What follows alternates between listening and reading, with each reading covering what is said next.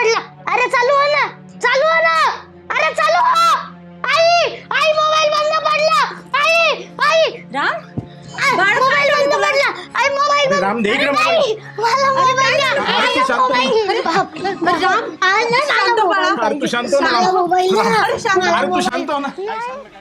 आज बघितलं तुमचा मुलगा 8 वर्षाचा आहे. हा, तुम्ही त्याला खेळायच्या वयात मोबाईल दिलात.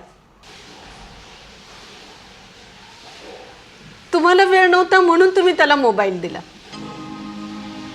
जेव्हा त्याला त्याचा आईचा हात हवा होता तर तुम्ही त्याच्या हातात चार्जर दिलं. त्याला त्याच्या बाबांशी खेळायचं होतं तर तुम्ही त्याला गेम दिलात. आज तो वेडा झालाय. त्याचे गुन्हेगार फक्त तुम्ही दोघे आहात. फक्त आणि फक्त तुम्हीच जबाबदार आहात या गोष्टीला. जगामध्ये असे तुमच्यासारखे कित्येक आईबाप स्वतःला वेळ नाही म्हणून मुलांना मोबाईल देत आहेत. पण तुम्हाला जर वेळ नव्हता तर तुम्ही त्यांना जन्मालाच कशाला घातलं? तुमच्या स्वार्थापोटी का त्यांचं आयुष्य बर्बाद केलं? वेळ नाही म्हणून रडत असतात. पण वेळ हा प्रत्येकाकडे असतो रे. तो कोणाला द्यायचा ना हे आपल्याला ठरवता आलं पाहिजे.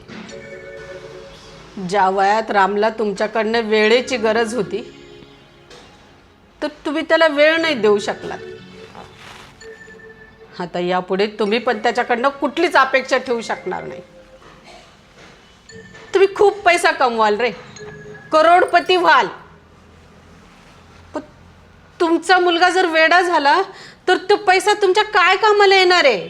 सांगा ना, सांगा.